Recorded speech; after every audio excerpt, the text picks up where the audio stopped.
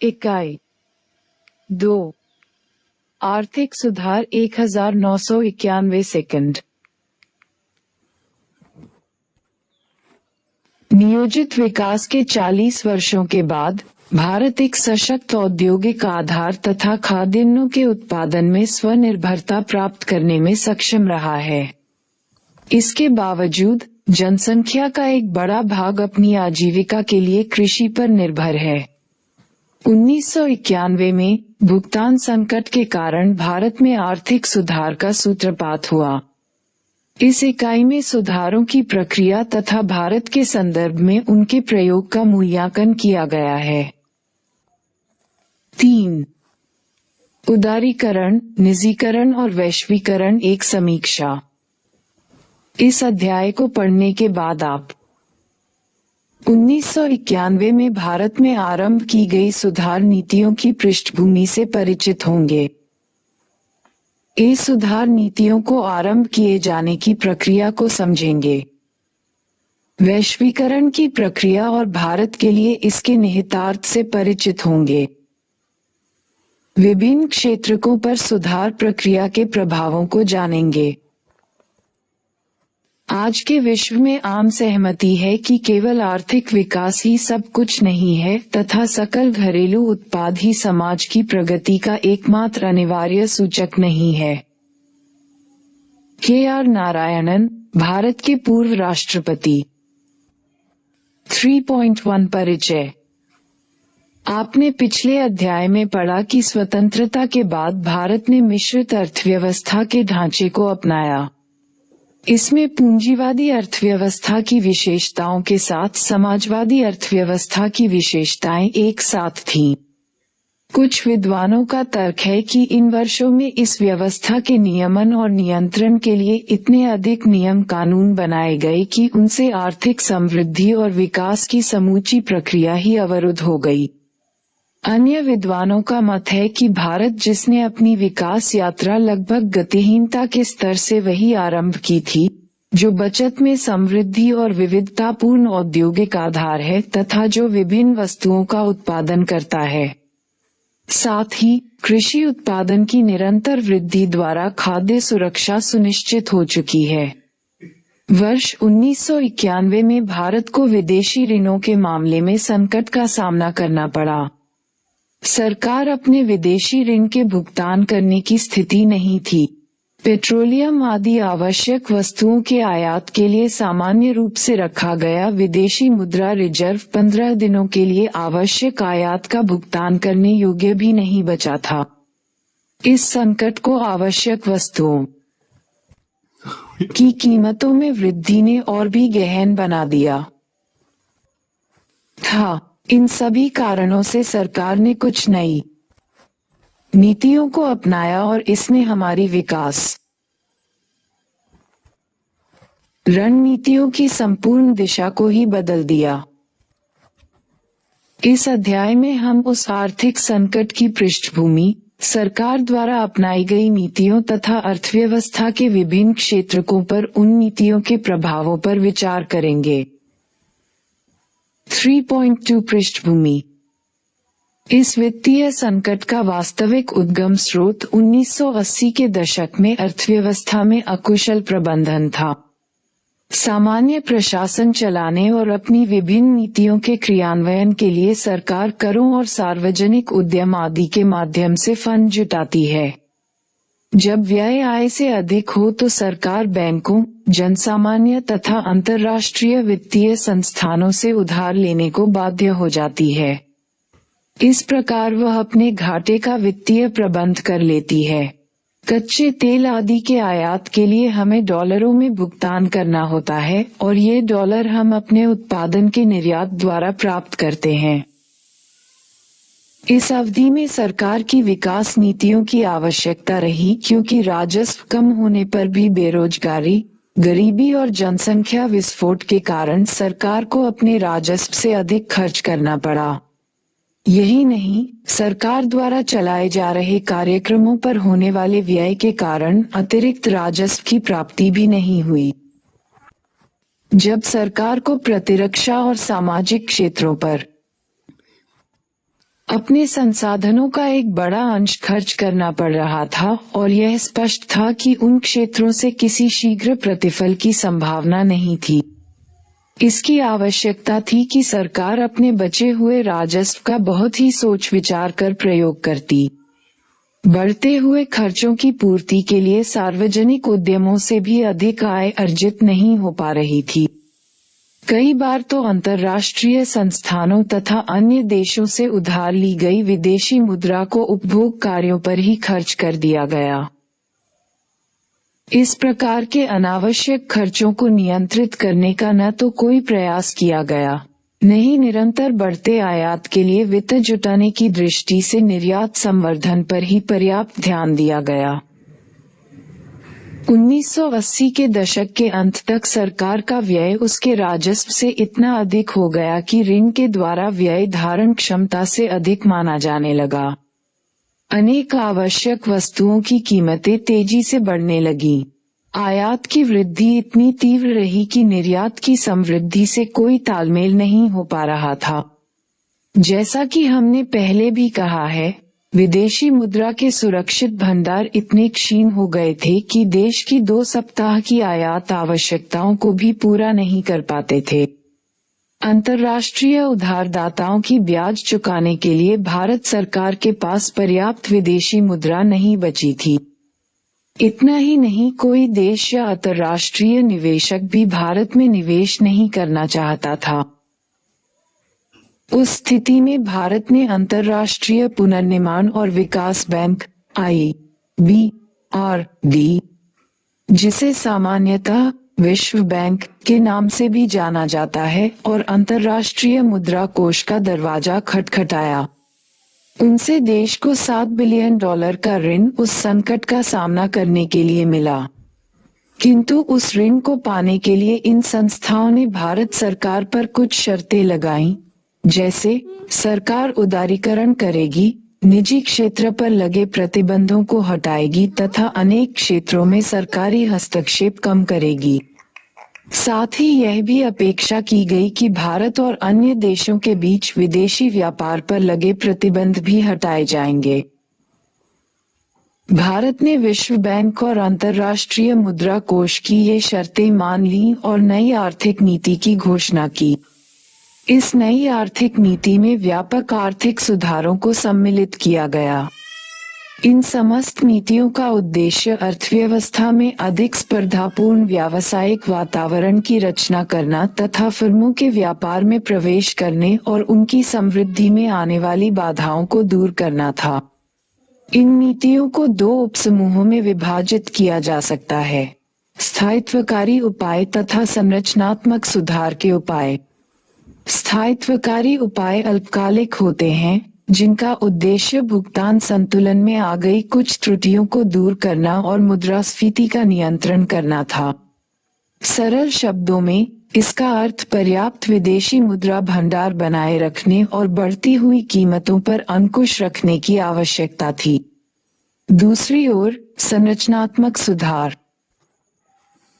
वे दीर्घकालिक उपाय हैं जिनका उद्देश्य अर्थव्यवस्था की कुशलता को सुधारना तथा अर्थव्यवस्था के विभिन्न क्षेत्रकों की अनियमितताओं को दूर कर भारत की अंतर्राष्ट्रीय स्पर्धा क्षमता को संवर्धित करना है। इस दृष्टि से सरकार ने अनेक नीतियां प्रारंभ की। इनके 3 उपवर्ग हैं: उदारीकरण, निजीकरण और वैश्वीकरण।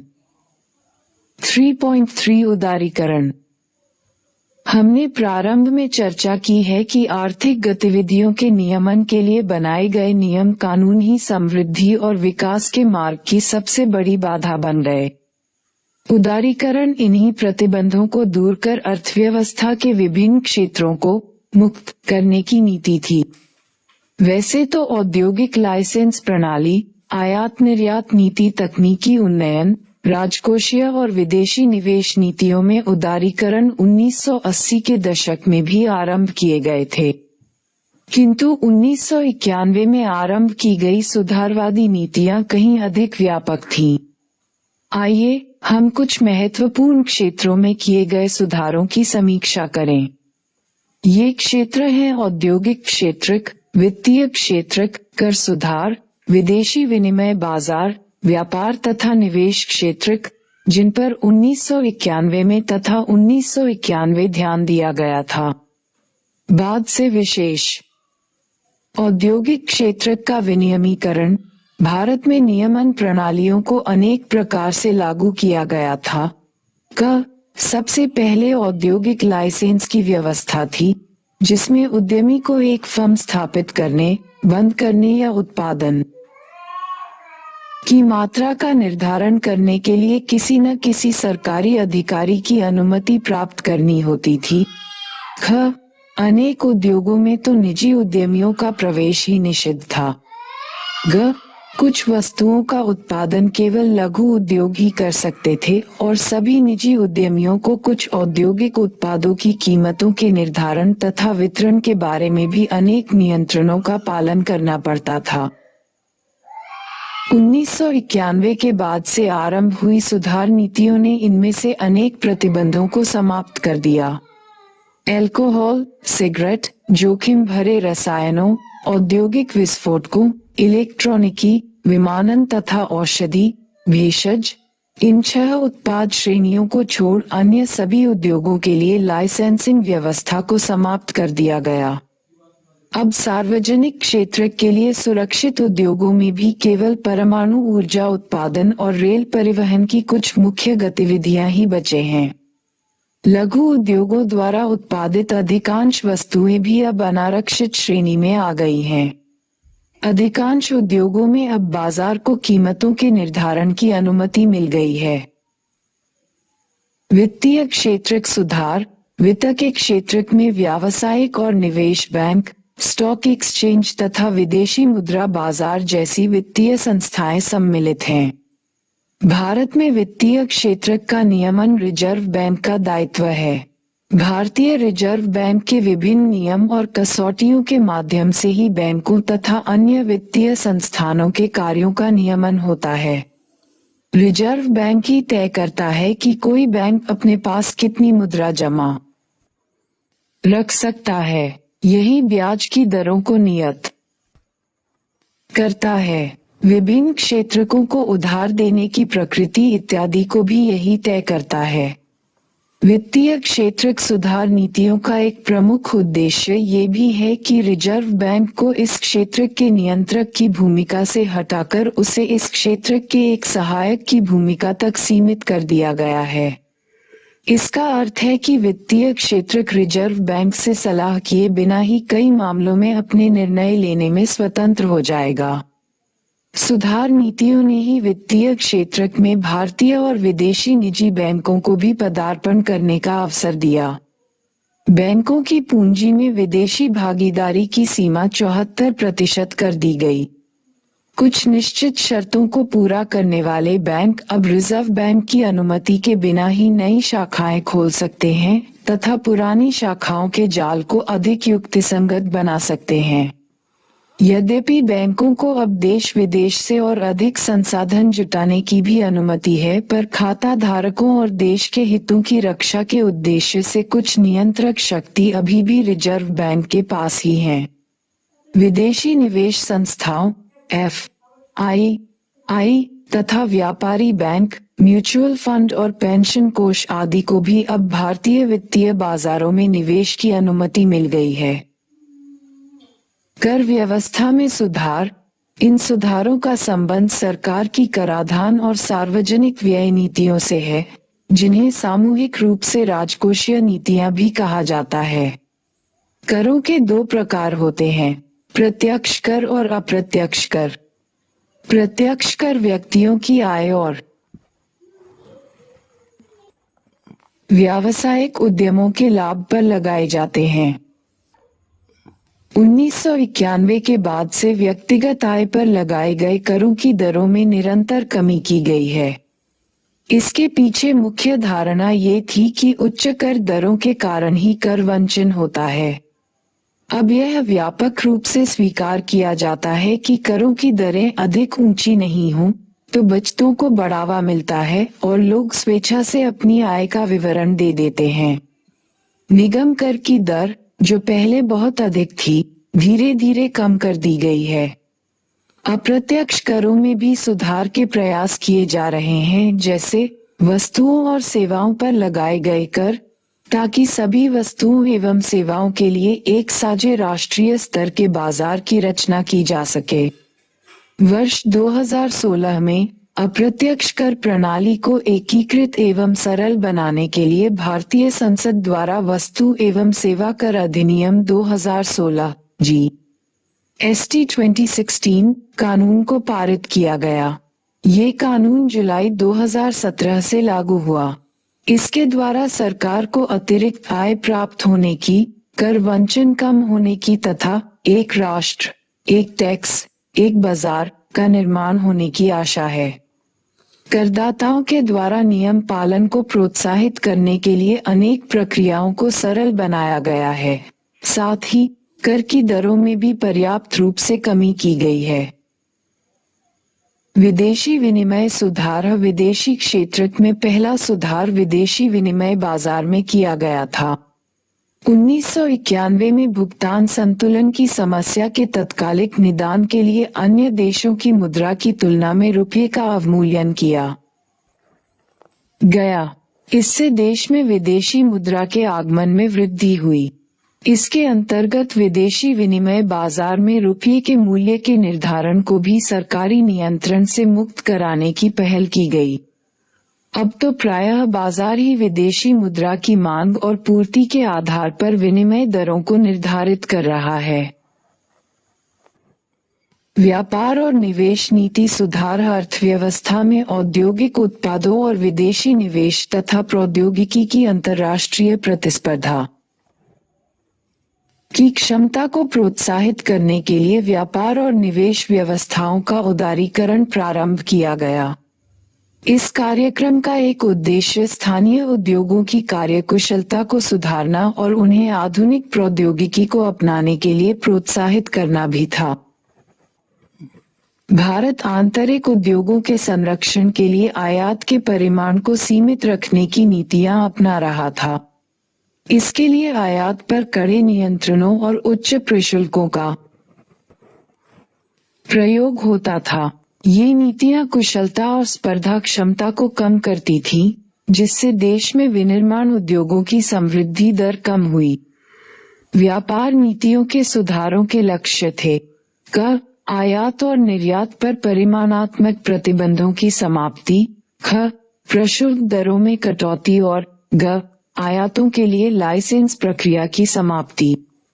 हानिकारक और पर्यावरण संवेदी उद्योगों के उत्पादों को छोड़ अन्य सभी वस्तुओं पर से आयात लाइसेंस व्यवस्था समाप्त कर दी गई। अप्रैल 2001 से कृषि पदार्थों और औद्योगिक उपभोक्ता पदार्थों के आयात भी मात्रात्मक प्रतिबंधों से मुक्त कर दिए गए। भारतीय वस्तुओं का अंतर्राष्ट्रीय बाजारों में स्पर्धा शक्ति बढ़ाने के लिए उन्हें निर्यात शुल्क से मुक्त कर दिया गया है। बॉक्स 3.1 नवरत्न और सार्वजनिक उद्यम नीतियां। आपने बचपन में सम्राट विक्रमादित्य के राज दरबार के नवरत्नों के विषय में पढ़ा होगा, जो कला, साहित्य और विद्वता के क्षेत्रों के गणमान्य विशिष्ट जन थे। नवोदारवादी वातावरण में सार्वजनिक उपक्रमों की कुशलता बढ़ाने, उनके प्रबंधन में व्यावसायीकरण लाने और उनकी स्पर्धा क्षमता में प्रभावी सुधार लाने के लिए सरकार ने सार्वजनिक क्षेत्र के उपक्रमों का चयन कर उन्हें महारत्न, नवरत्न और लघुरत्न घोषित कर दिया। उन्हें कंपनी के कुशलता पूर्वक संचालन और लाभ में वृद्धि करने के लिए प्रबंधन और संचालन कार्यों में अधिक स्वायत्तता दी गई थी। लाभ कमा रहे उपक्रमों को भी अधिक परिचालन, वित्तीय और प्रबंधकीय स्वायत्तता प्रदान कर दी गई। केंद्रीय सार्वजनिक क्षेत्र उद्योगों को भिन्न पद प्रदान किए गए हैं। भिन्न पद वाले सार्वजनिक उद्योगों के उदाहरण इस प्रकार हैं: 1. महारत्न, अ. इंडियन ऑयल कॉरपोरेशन लिमिटेड और ब. Steel authority of India limited.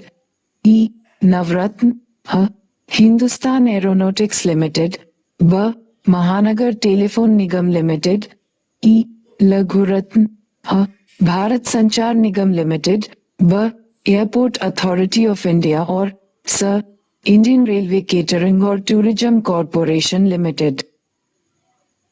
लाभ अर्जित कर रहे अधिकांश सार्वजनिक क्षेत्र के उपक्रमों की स्थापना पहली बार 1950 और 1960 के दशकों में उस समय की गई, जब सभी सार्वजनिक नीतियां आत्मनिर्भरता के विचार से प्रेरित थीं। उनकी स्थापना का ध्येय आधारभूत सुविधाओं का विस्तार और प्रत्यक्ष रोजगार का सृजन करना था, ताकि जनसामान्य तक उनका उच्च गुणवत्ता युक्त उत्पादन नामात्र लागत पर पहुंचाया जा सके। इस प्रकार इन कंपनियों को सभी पणधारियों के प्रति उत्तरदायी बनाया गया था। इस नाम के अलंकरण के बाद से इन कंपनियों के निष्पादन में निश्चय ही सुधार आया है। विद्वानों का कहना है कि सार्वजनिक उपक्रमों के प्रसार को बढ़ावा देकर इन्हें विश्व स्तरीय निकाय बनाने में सहायता देने के स्थान पर सरकार ने विनिवेश द्वारा आंशिक रूप से इनका निजीकरण कर दिया है। अभी कुछ समय पहले सरकार ने इन्हें सार्वजनिक स्वामित्व में ही रखने का निर्णय किया है और उन्हें वित्तीय बाजार से स्वयं संसाधन जुटाने और विश्व बाजारों में अपना विस्तार करने के योग्य बनाया है। इन्हें कीजिए। ग्रेटर दैन कुछ विद्वान विनिवेश को सार्वजनिक उद्यमों की कुशलता बढ़ाने के लिए निजीकरण की विश्वव्यापी लहर का नाम दे रहे हैं, तो कुछ का विचार यह है कि ये तो सार्वजनिक संपत्ति का निहित स्वार्थों को बिक्री मात्र है। आपका क्या विचार है? ग्रेटर दैन समाचार पत्रों से नवरत्नों से संबंधित ऐसी 10-15 कतरने एकत्र करें जिन्हें आप महत्वपूर्ण मानते हैं तथा एक पोस्टर बनाएं। इन सार्वजनिक उपक्रमों के विज्ञापन और शब्द चिन्ह लोगोज एकत्र करें। उन्हें अपनी कक्षा के सूचना पट पर लगाकर उनके विषय में चर्चा करें। क्या आपके विचार से केवल घाटे में चल रहे सरकारी उपक्रम का निजीकरण होना चाहिए? क्यों? ग्रेटर दैन सार्वजनिक क्षेत्र की कंपनियों के घाटे की भरपाई सरकारी बजट से होनी चाहिए। क्या आप इस कथन से सहमत हैं? चर्चा करें। 3.4 निजीकरण। इसका तात्पर्य है किसी सार्वजनिक उपक्रम के स्वामित्व या प्रबंधन का सरकार द्वारा त्याग। सरकारी कंपनियां निजी क्षेत्र की कंपनियों में दो प्रकार से परिवर्तित हो रही हैं। क सरकार का सार्वजनिक कंपनी के स्वामित्व और प्रबंधन से बाहर होना तथा ख सार्वजनिक क्षेत्र की कंपनियों को सीधे बेच दिया जाना। किसी सार्वजनिक क्षेत्र के उद्यमों द्वारा जनसामान्य को इक्विटी की बिक्री के माध्यम से निजीकरण को विनिवेश कहा जाता है। सरकार के अनुसार इस प्रकार की बिक्री का मुख्य ध्येय वित्तीय अनुशासन बढ़ाना और आधुनिकीकरण में सहायता देना था। ये भी अपेक्षा की गई थी कि निजी पूंजी और प्रबंधन क्षमताओं का उपयोग इन सार्वजनिक उद्यमों के निष्पादन को सुधारने में प्रभावोत्पादक सिद्ध होगा। सरकार को ये भी आशा थी कि निजीकरण से प्रत्यक्ष विदेशी निवेश के अंतर्वाह को भी बढ़ावा मिलेगा। सरकार ने सार्वजनिक उपक्रमों को प्रबंधकीय निर्णयों में स्वायत्तता प्रदान कर उनकी कार्यकुशलता को सुधारने का प्रयास किया है। उदाहरण के लिए कुछ सार्वजनिक उपक्रमों को महारत्न, नवरत्न और लघुरत्न का विशेष दर्जा दिया गया है। बॉक्स 3.2 विश्वस्तरीय पदछाप। वैश्वीकरण के कारण अब अनेक भारतीय कंपनियां भी विदेशों में अपने पैर फैलाने लगी हैं। उदाहरण के लिए ओएनजीसी विदेश भारतीय सार्वजनिक क्षेत्र की एक सहायक तेल एवं प्राकृतिक गैस निगम है जो तेल और गैस की खोज में लगी हुई है और 16 देशों में इसकी उत्पादन परियोजनाएं हैं। टाटा स्टील 1907 में स्थापित एक निजी कंपनी है जो 26 देशों में कार्यरत है और 50 देशों में अपने उत्पादों को बेचने के लिए दुनिया की शीर्ष 10 वैश्विक स्टील कंपनियों में से एक है। यह अन्य देशों में लगभग 50,000 लोगों को रोजगार देती है। HCL टेक्नोलॉजीज भारत में शीर्ष 5 आईटी कंपनियों में से एक है, जिसके 31 देशों में कार्यालय हैं और लगभग 15,000 व्यक्ति विदेश में कार्यरत हैं। डॉक्टर रेड्डीज लेबोरेटरीज शुरू में बड़ी भारतीय कंपनियों को दवा के सामान की आपूर्ति के लिए एक छोटी सी कंपनी थी। आज इसके दुनिया भर में विनिर्माण संयंत्र और अनुसंधान केंद्र हैं। 3.5 वैश्वीकरण। यद्यपि वैश्वीकरण किसी अर्थव्यवस्था का विश्व अर्थव्यवस्था के साथ एकीकरण के रूप में जाना जाता है, जो एक जटिल परिघटना है। यह उन सभी नीतियों का परिणाम है जिनका उद्देश्य है विश्व को परस्पर निर्भर और अधिक एकीकृत करना। इसके अंतर्गत आर्थिक, सामाजिक और भौगोलिक सीमाओं के अतिक्रमण की गतिविधियों और नेटवर्क का सृजन होता है। वैश्वीकरण ऐसे संपर्क सूत्रों की रचना का प्रयास है जिससे मीलों दूर हो रही घटनाओं के प्रभाव भारत के घटनाक्रम पर भी स्पष्ट दिखाई देने लगे। ये समग्र विश्व को एक बनाने या सीमा मुक्त विश्व की रचना करने का प्रयास है। बाह्य प्रापण वैश्वीकरण की प्रक्रिया का यह एक विशिष्ट परिणाम है। इसमें कंपनियां किसी बाहरी स्रोत, संस्था से नियमित सेवाएं प्राप्त करती हैं, जिन्हें पहले देश के भीतर ही प्रदान किया जाता था, जैसे कि कानूनी सलाह, कंप्यूटर सेवा, विज्ञापन, सुरक्षा आदि। संचार के माध्यमों में आई क्रांति, विशेषकर सूचना प्रौद्योगिकी के प्रसार ने अब इन सेवाओं को ही एक विशिष्ट आर्थिक गतिविधि का स्वरूप प्रदान कर दिया है। इसी कारण विदेशों से इन सेवाओं को प्राप्त करने, बाह्य प्रापण की प्रवृत्ति बहुत सशक्त हो गई है। अब तो ध्वनि आधारित व्यावसायिक प्रक्रिया प्रतिपादन, अभिलेखांकन, लेखांकन, बैंक सेवाएं, संगीत की रिकॉर्डिंग, फिल्म संपादन, पुस्तक शब्दांकन, चिकित्सा संबंधी परामर्श और यहाँ तक कि शिक्षण कार्य भी बाह्य स्रोतों के सुपुर्द किया जाने लगा है। अनेक विकसित देशों की कंपनियां भारत की छोटी छोटी संस्थाओं से ये सेवाएं प्राप्त कर रही हैं। आधुनिक संचार साधनों के माध्यमों जैसे इंटरनेट आदि से इन सेवाओं से जुड़ी रचनाओं, ध्वनियों और दृश्यों की जानकारी को तुरंत 0 से 9 तक की संख्याओं में परिवर्तित कर देश ही नहीं बल्कि महाद्वीपों के बाहर तक प्रसारित कर दिया जाता है। अब तो अधिकांश बहुराष्ट्रीय कंपनियों के साथ साथ अनेक छोटी बड़ी कंपनियां भारत से ये सेवाएं प्राप्त करने लगी हैं, क्योंकि भारत में इस तरह के कार्य बहुत कम लागत में और उचित रूप से निष्पादित हो जाते। भारत की निम्न मजदूरी दरें तथा कुशल श्रम शक्ति की उपलब्धता ने सुधारोपरांत इसे विश्व स्तरीय बाह्य प्रापण का एक गंतव्य बना दिया है। विश्व व्यापार संगठन व्यापार और सीमा शुल्क महासंधि गैट के परवर्ती विश्व व्यापार संगठन WTO का गठन 1995 में किया गया। उस महासंधि की रचना विश्व व्यापार प्रशासक के रूप में 23 देशों ने मिलकर 1948 में की थी।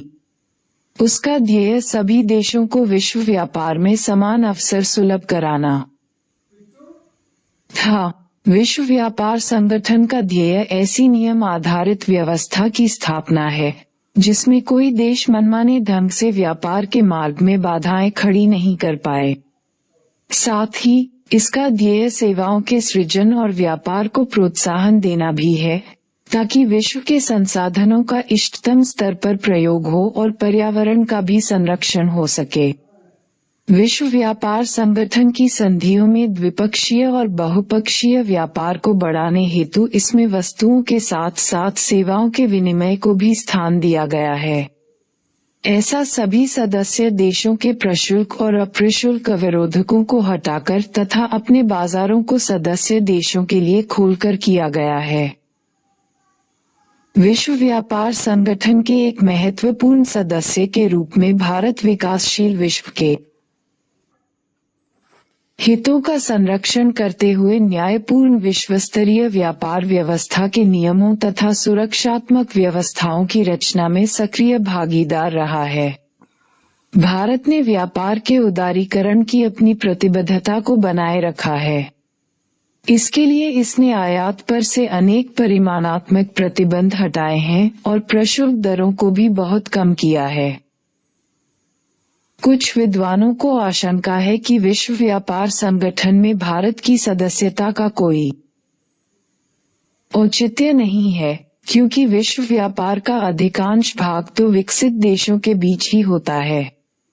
उनका ये भी मानना है कि विकसित देश अपने देशों में जहां कृषि सहायता दिए जाने को लेकर शिकायत करते हैं, वहीं विकासशील देश अपने बाजारों को विकसित देशों के लिए खोले जाने को मजबूर करने को लेकर छला हुआ महसूस करते हैं। वे देश विकासशील देशों को अपने बाजारों में किसी न किसी बहाने प्रवेश करने से रोकने का प्रयास भी करते रहते हैं। क्या आपको ऐसा लगता है कि विश्व व्यापार संगठन तो गरीब देशों को छलने की व्यवस्था मात्र है? इन्हें कीजिए ग्रेटर दैन। अनेक विद्वानों का तर्क है कि वैश्वीकरण एक चेतावनी है, इससे अनेक क्षेत्रों में राष्ट्रीय सरकार का महत्व ही समाप्त हो जाता है। दूसरे इसके विरोध में ये तर्क देते हैं कि वैश्वीकरण एक सुअवसर है, क्योंकि यह बाजारों को आपस में प्रतिस्पर्धा का और किसी एक देश को अपना वर्चस्व बनाने का अवसर प्रदान करता है। इस विषय में अपनी कक्षा में वाद विवाद करें। ग्रेटर दैन भारत में व्यापारिक सेवाएं प्रदान करने वाली 5 कंपनियों की सूची और उनके मुनाफे का चार्ट तैयार करें। ग्रेटर दैन क्या आपने पिछले वर्ष के दौरान ऑनलाइन कक्षाओं में भाग लिया था या अपने शिक्षकों की या किसी अन्य शिक्षक की टेलीविजन, मोबाइल फोन या कंप्यूटर के माध्यम से वीडियो देखे थे? सूचना प्रौद्योगिकी, इंफॉर्मेशन टेक्नोलॉजी से संबंधित अपने अनुभव साझा करें। ग्रेटर दैन क्या कॉल सेंटरों में रोजगार स्थायी रूप धारण कर सकता है? नियमित आय कमाने के लिए इन कॉल सेंटरों में काम करने वाले को किस प्रकार के कौशल सीखने होंगे? यदि बहुराष्ट्रीय कंपनियां भारत जैसे देशों से इसी प्रकार सेवा प्राप्त करती हैं, तो उन देशों के वासियों का क्या होगा जहां ये कंपनियां स्थित हैं? चर्चा करें। इन्हें कीजिए। पिछले अध्याय में आपने कृषि सहित अनेक क्षेत्रों में आर्थिक सहायता दिए जाने के विषय में पढ़ा होगा। कुछ विद्वानों का कहना है कि कृषि को अंतर्राष्ट्रीय स्तर पर स्पर्धाशील बनाने के लिए इस क्षेत्र को मिल रही सहायता को बंद किया जाना चाहिए। क्या आप सहमत हैं? यदि हाँ, तो ये कार्य कैसे किया जाना चाहिए? कक्षा में चर्चा करें। ग्रेटर दैन इस अनुच्छेद को ध्यान से पढ़ें और कक्षा में इस पर चर्चा करें। मूंगफली आंध्र प्रदेश की एक प्रमुख तिलहन फसल है। आंध्र के अनंतपुर जिले का एक किसान महादेव अपनी आधा एकड़ भूमि पर मूंगफली की खेती पर 10,000 रुपये खर्च किया करता था। इस लागत में बीज, उर्वरक, श्रम, बैल शक्ति और सामान्य हल पर हुए सभी खर्च सम्मिलित होते थे। औसतन महादेव को 2 क्विंटल उत्पादन प्राप्त हो जाता था, जिसे बेचकर वह 7,000 रुपये प्राप्त कर लेता था। अतः वह 10,000 का खर्च कर 14,000 की कमाई कर लेता था। अनंतपुर जिले में अक्सर अकाल पड़ते रहते थे। आर्थिक सुधारों के बाद तो सरकार ने वहां किसी बड़ी सिंचाई योजना पर काम करने का विचार भी नहीं किया। अभी कुछ समय पहले अनंतपुर में मूंगफली की फसल किसी बीमारी की चपेट में आ गई। सरकारी व्यय में कमी के कारण अब उस दिशा में शोध और प्रसार कार्य भी शिथिल हो चुके हैं। महादेव और उसके मित्रों ने कई बार सरकारी अधिकारियों का इस जवाबदेही की ओर ध्यान आकर्षित करने का प्रयास किया, पर उन्हें सफलता नहीं मिल पाई। बीज, उर्वरक आदि पर सहायता भी घटा दी गई। महादेव की उत्पादन लागतों में इस कारण भी वृद्धि हुई। यही नहीं, स्थानीय बाजार में आयात किए गए सस्ते खाद्य तेलों की तो जैसे बाढ़ सी आ गई है। यह आयात प्रतिबंध हटाने का परिणाम है। महादेव अब अपना उत्पादन बाजार में नहीं बेच पाता। बाजार की कीमतें उसकी उत्पादन की लागत को भी पूरा नहीं कर पाती। महादेव जैसे किसान को घाटे को कम करने के लिए क्या करना चाहिए? कक्षा में चर्चा करें।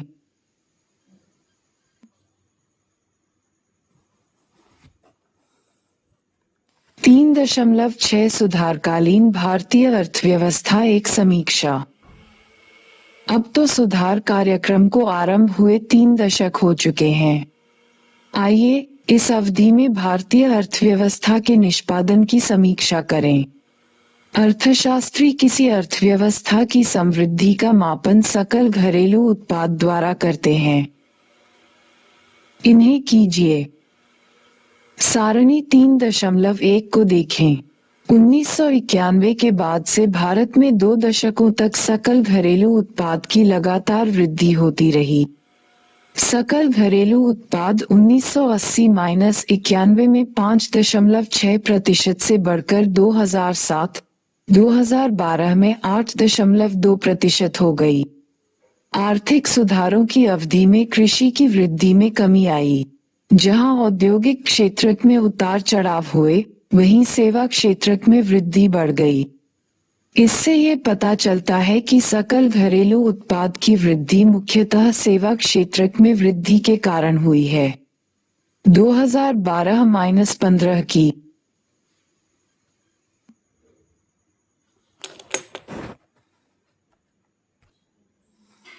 अवधि में विभिन्न क्षेत्रकों में 1991 के बाद से होने वाली वृद्धि दरों में रुकावट आई। जहां 2013-14 में कृषि की वृद्धि दर में बढ़ोतरी आई, वहीं बाद के वर्षों में इस क्षेत्र की वृद्धि दर ऋणात्मक हो गई। सेवा क्षेत्र में ऊंची वृद्धि दर बनी रही, जो 2014-15 के समग्र सकल घरेलू उत्पाद की वृद्धि से भी अधिक थी।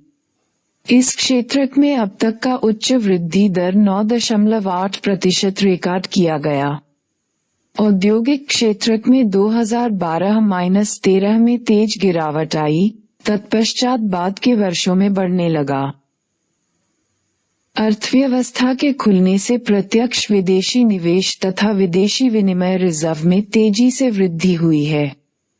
विदेशी निवेश, जिसमें प्रत्यक्ष और संस्थागत विदेशी निवेश दोनों ही सम्मिलित हैं, 1990-91 में 100 मिलियन अमेरिकी डॉलर से ऊपर उठकर 2017-18 में 30 बिलियन डॉलर के स्तर पर पहुंच गया है।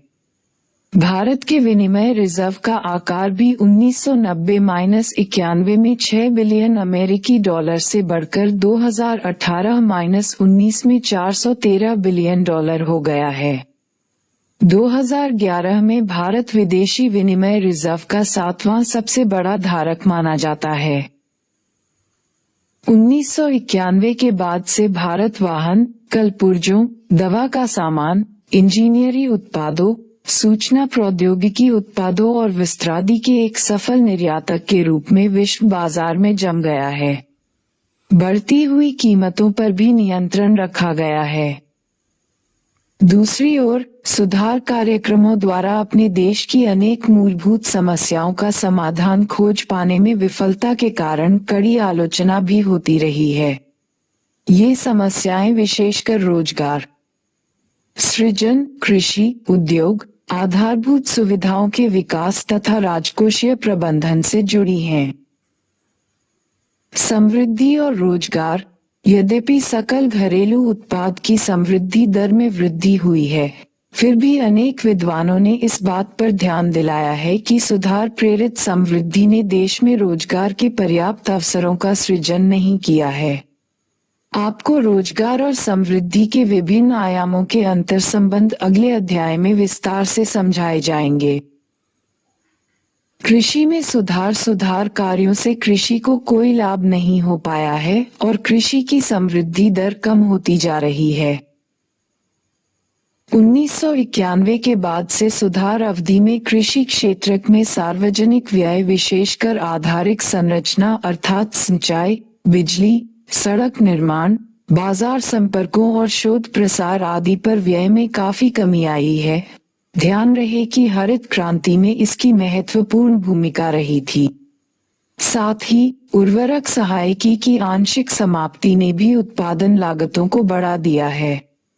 इसका छोटे और सीमांत किसानों पर बहुत ही गंभीर प्रभाव पड़ा है।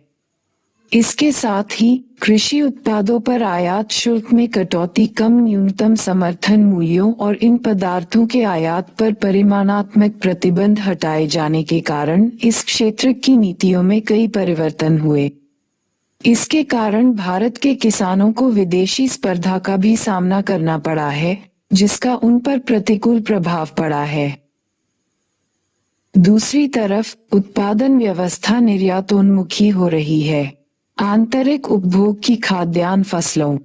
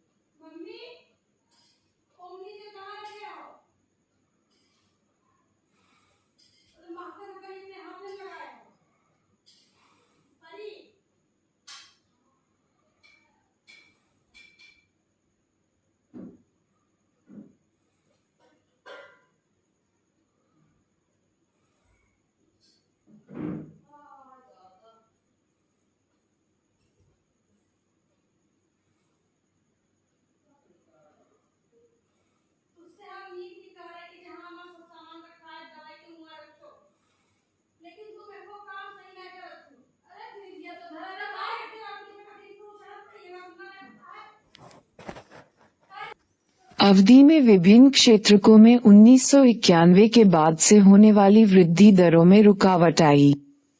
जहां 2013-14 में कृषि की वृद्धि दर में बढ़ोतरी आई, वहीं बाद के वर्षों में इस क्षेत्र की वृद्धि दर ऋणात्मक हो गई। सेवा क्षेत्र में ऊंची वृद्धि दर बनी रही, जो 2014-15 के समग्र सकल घरेलू उत्पाद की वृद्धि से भी अधिक थी। इस क्षेत्र में अब तक का उच्च वृद्धि दर 9.8% रिकॉर्ड किया गया। औद्योगिक क्षेत्र में 2012-13 में तेज गिरावट आई, तत्पश्चात बाद के वर्षों में बढ़ने लगा। अर्थव्यवस्था के खुलने से प्रत्यक्ष विदेशी निवेश तथा विदेशी विनिमय रिजर्व में तेजी से वृद्धि हुई है। विदेशी निवेश, जिसमें प्रत्यक्ष और संस्थागत विदेशी निवेश दोनों ही सम्मिलित हैं, 1990-91 में 100 मिलियन अमेरिकी डॉलर से ऊपर उठकर 2017-18 में 30 बिलियन डॉलर के स्तर पर पहुंच गया है।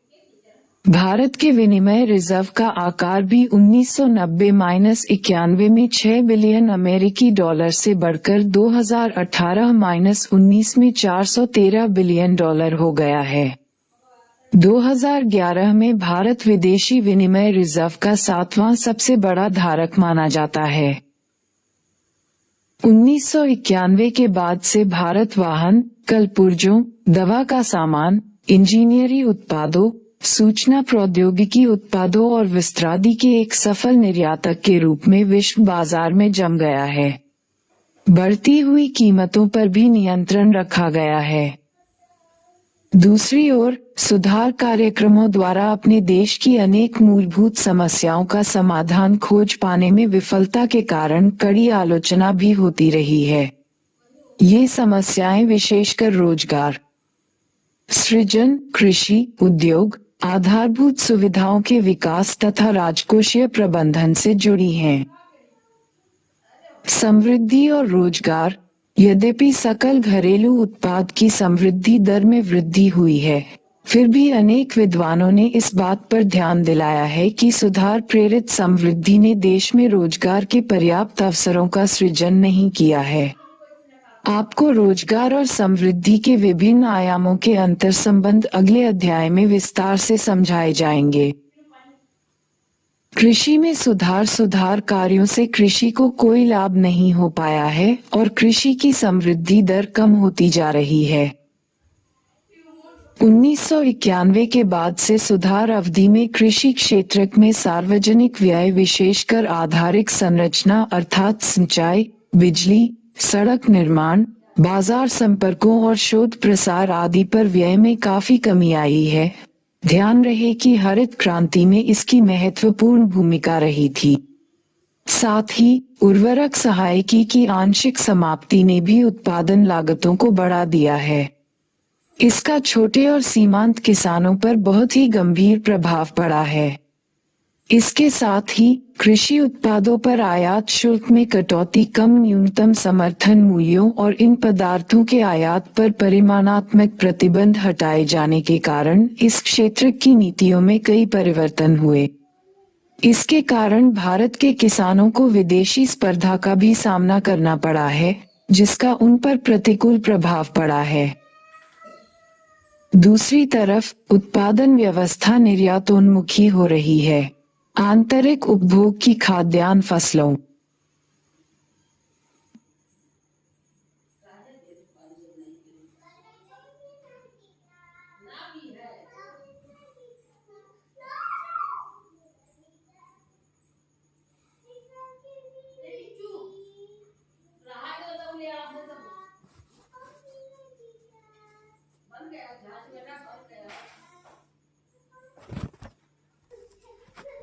के स्थान पर निर्यात के लिए नकदी फसलों पर बल दिया जा रहा है। इससे देश में खाद्यान्नों की कीमतों पर दबाव बढ़ रहा है। उद्योगों में सुधार, औद्योगिक समृद्धि की दर में भी कुछ शिथिलता आई है। ये औद्योगिक उत्पादों की गिरती हुई मांग के कारण है। मांग में गिरावट के कई कारण हैं, जैसे सस्ते आयात, आधारित संरचना में अपर्याप्त निवेश आदि। वैश्वीकरण की व्यवस्था में विकासशील देश अपनी अर्थव्यवस्थाओं को विकसित देशों की वस्तुओं और पूंजी प्रवाहों को प्राप्त करने के लिए खोल देने को बाध्य हुए हैं तथा उन्होंने अपने उद्योगों का आयातित वस्तुओं से प्रतिस्पर्धा का खतरा मोल ले लिया। सस्ते आयातों ने घरेलू वस्तुओं की मांग को प्रतिस्थापित कर दिया है। निवेश में कटौती के कारण बिजली सहित आधारिक संरचनाओं की पूर्ति अपर्याप्त ही बनी हुई है। इसी कारण प्रायः ये समझा जा रहा है कि विदेशियों के माल में बेरोक टोक आवागमन को सहज बनाकर गरीब देशों के स्थानीय उद्योगों और रोजगार की संभावनाओं के लिए वैश्वीकरण पूरी तरह से बर्बाद करने वाली परिस्थितियों की रचना कर रहा है। यही नहीं, भारत जैसे गरीब देशों को अभी विकसित देशों में विद्यमान उच्च अप्रशुल्क अवरोधकों के कारण उनके बाजारों में प्रवेश के उपयुक्त अवसर भी नहीं मिल पा रहे हैं। यद्यपि भारत में वस्त्र परिधान आदि के व्यापार से सभी कोटा आदि के प्रतिबंध हटा दिए हैं, पर अभी भी संयुक्त राज्य अमेरिका ने भारत और चीन से इनके आयातों से अपने कोटा प्रतिबंध नहीं हटाए हैं।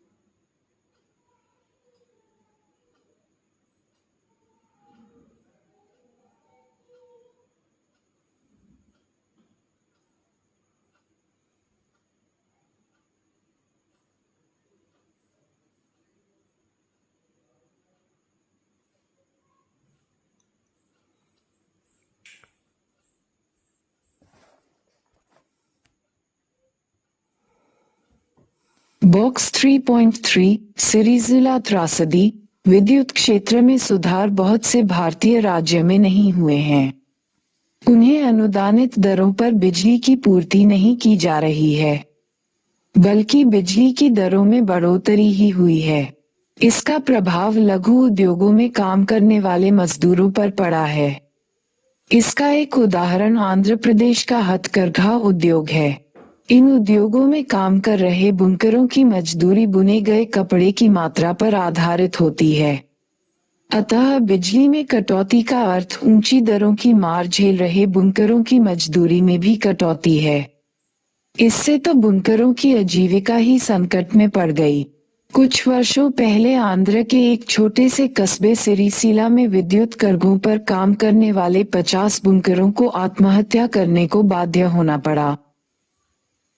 क्या बिजली की दरें नहीं बढ़ानी चाहिए? सुधारों से प्रभावित लघु उद्योगों को पुनः चालू करने के लिए आप क्या सुझाव देंगे? विनिवेश। प्रतिवर्ष सरकार सार्वजनिक उद्यमों में विनिवेश के कुछ लक्ष्य निर्धारित करती है। वर्ष 1991-92 में उसने विनिवेश द्वारा 2500 करोड़ रुपए जुटाने का लक्ष्य रखा था। सरकार उस लक्ष्य से 3040 करोड़ अधिक जुटा पाने में सफल रही। वर्ष 2017-18 में लक्ष्य तो लगभग 1 लाख करोड़ के विनिवेश का था और उपलब्धि लगभग 1,57,000 करोड़ की रही। इस प्रक्रिया के आलोचकों का कहना है कि सार्वजनिक उपक्रमों की परिसंपत्तियों को औने पौने दामों में निजी व्यापारियों को बेचा जा रहा है। दूसरे शब्दों में, इस प्रक्रिया से सरकार को बहुत घाटा उठाना पड़ रहा है और सार्वजनिक संपत्ति की एकमुश्त बिक्री करनी पड़ रही है। साथ ही, विनिवेश से प्राप्त राशि का उपक्रमों के विकास के लिए प्रयोग नहीं किया गया, न ही इसे सामाजिक आधारिक संरचनाओं के निर्माण पर खर्च किया गया। ये राशि सरकार के बजट के राजस्व घाटे को कम करने में ही लग गई। क्या आप सोचते हैं कि सरकारी कंपनियों की कार्यकुशलता में सुधार लाने का सबसे अच्छा रास्ता उनकी परिसंपत्तियों के हिस्सों को बेचना है? सुधार और राजकोषीय नीतियां। आर्थिक सुधारों ने सामाजिक क्षेत्रों में सार्वजनिक व्यय की वृद्धि पर विशेष रूप से रोक लगा दी है। इस अवधि में कर घटाकर और कर वंचना नियंत्रित कर राजस्व संग्रह बढ़ाने की नीतियों के यथोचित सकारात्मक प्रभाव भी नहीं मिल पाए हैं। यही नहीं, सीमा शुल्क दरों में कटौती तो सुधार कार्यों का आवश्यक अंग है। अतः उन दरों को बढ़ाकर अधिक राजस्व जुटाने का मार्ग बंद हो चुका है। विदेशी निवेश आकर्षित करने के लिए निवेशकों को कई प्रकार के कर प्रोत्साहन दिए गए हैं। इससे भी कर राजस्व को बढ़ा पाने की संभावनाएं क्षीण हो गई हैं। इन सब का विकास और जन कल्याण आदि पर होने वाले व्यय पर नकारात्मक प्रभाव पड़ रहा है। 3.7 निष्कर्ष। उदारीकरण और निजीकरण की नीतियों के माध्यम से वैश्वीकरण के भारत सहित अनेक देशों पर सकारात्मक तथा नकारात्मक प्रभाव पड़े हैं। कुछ विद्वानों का विचार है कि वैश्वीकरण को एक सुअवसर की भांति देखा जाना चाहिए, क्योंकि विश्व बाजारों में बेहतर पहुंच तथा तकनीकी उन्नयन द्वारा विकासशील देशों के बड़े उद्योगों को अंतर्राष्ट्रीय स्तर पर महत्वपूर्ण बनने का अवसर प्रदान कर रहा है। दूसरी ओर, आलोचकों का मत कि वैश्वीकरण तो अमीर देशों द्वारा विकासशील देशों के आंतरिक बाजारों पर कब्जा करने की साजिश है। इनके अनुसार, वैश्वीकरण से गरीब देशवासियों का कल्याण ही नहीं वरन उनकी पहचान भी खतरे में पड़ गई है। ये भी बताया जा रहा है कि बाजार प्रेरित वैश्वीकरण से विभिन्न देशों और जन समुदायों के बीच की खाई और विस्तृत हो रही है। भारतीय परिप्रेक्ष्य में किए गए अनेक अध्ययनों का निष्कर्ष है कि भारत के 1990 का वित्तीय संकट उसकी आंतरिक संरचना में कई भीषण विषमताओं का ही परिणाम था।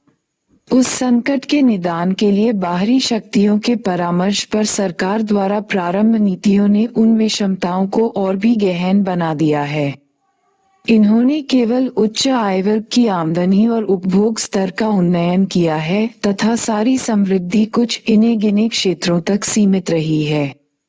ये क्षेत्र हैं दूरसंचार, सूचना प्रौद्योगिकी, वित्त, मनोरंजन, पर्यटन और परिचर्या सेवाएं, भवन निर्माण और व्यापार आदि। कृषि, विनिर्माण जैसे आधारभूत क्षेत्र, जो देश के करोड़ों लोगों को रोजगार प्रदान करते हैं, इन सुधारों से लाभान्वित नहीं हो पाए हैं।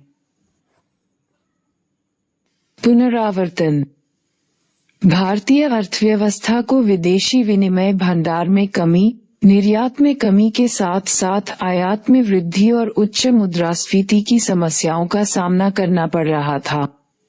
फलस्वरूप, उत्पन्न वित्तीय संकट के निदान के लिए विश्व बैंक और अंतर्राष्ट्रीय मुद्रा कोष से सहायता मांगने पर उनके दबाव के कारण भारत सरकार को 1991 में अपनी नीतियों में आमूलचूल परिवर्तन करना पड़ा।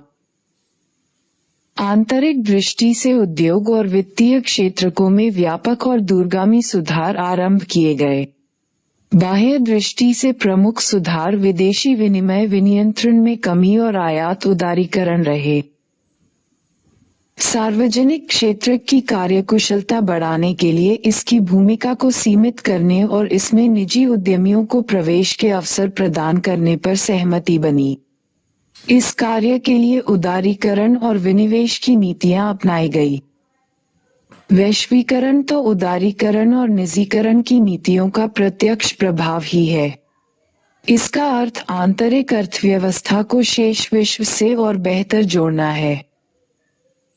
बाह्य प्रापण औद्योगिक और सेवा क्षेत्रों में एक प्रमुख गतिविधि के रूप में उभर रही हैं। विश्व व्यापार संगठन का ध्येय ऐसी नियम आधारित विश्व व्यवस्था की रचना करना है जिसमें विश्व भर के संसाधनों का इष्टतम उपयोग संभव हो सके। सुधार काल में कृषि और उद्योगों की समृद्धि दर में कुछ गिरावट आई है और सेवाओं में उछाल आया है। सुधारों से कृषि को लाभ नहीं पहुंचा है। इस क्षेत्र में सार्वजनिक निवेश में निश्चय ही कमी आई है। औद्योगिक क्षेत्र में भी निवेश में कमी और सस्ते आयातों की बहुतायत के कारण शिथिलता ही आई है। अभ्यास 1. भारत में आर्थिक सुधार क्यों आरंभ किए गए? 2. विश्व व्यापार संगठन का सदस्य होना क्यों आवश्यक है? 3. भारतीय रिजर्व बैंक ने वित्तीय क्षेत्र में नियंत्रक की भूमिका से अपने को सुविधा प्रदाता की भूमिका अदा करने में क्यों परिवर्तित किया? 4. रिजर्व बैंक व्यावसायिक बैंकों पर किस प्रकार नियंत्रण रखता है? 5. रुपयों के अवमूल्यन से आप क्या समझते हैं? 6. इनमें भेद करें। क. युक्तियुक्त और अल्पांश विक्रय। ख. द्विपक्षीय और बहुपक्षीय व्यापार। ग. प्रशुल्क एवं अप्रशुल्क अवरोधक। 7. प्रशुल्क क्यों लगाए जाते हैं? 8. परिमाणात्मक प्रतिबंधों का क्या अर्थ होता है? 9. लाभ कमा रहे सार्वजनिक उपक्रमों का निजीकरण कर देना चाहिए। क्या आप इस विचार से सहमत हैं? क्यों? 10. क्या आपके विचार में बाह्य प्रापण भारत के लिए अच्छा है? विकसित देशों में इसका विरोध क्यों हो रहा है? 11. भारतीय अर्थव्यवस्था में कुछ विशेष अनुकूल परिस्थितियां हैं जिनके कारण यह विश्व का बाह्य प्रापण केंद्र बन रहा है। अनुकूल परिस्थितियां क्या हैं? 12. क्या भारत सरकार की नवरत्न नीति सार्वजनिक उपक्रमों के निष्पादन को सुधारने में सहायक रही है? कैसे? 13. सेवा क्षेत्र के तीव्र विकास के लिए उत्तरदायी प्रमुख कारक कौन से रहे हैं? 14. सुधार प्रक्रिया से कृषि क्षेत्र दुष्प्रभावित हुआ लगता है। क्यों? 15. सुधार काल में औद्योगिक क्षेत्र के निराशाजनक निष्पादन के क्या कारण रहे हैं? 16. सामाजिक न्याय और जन कल्याण के परिप्रेक्ष्य में भारत के आर्थिक सुधारों पर चर्चा करें।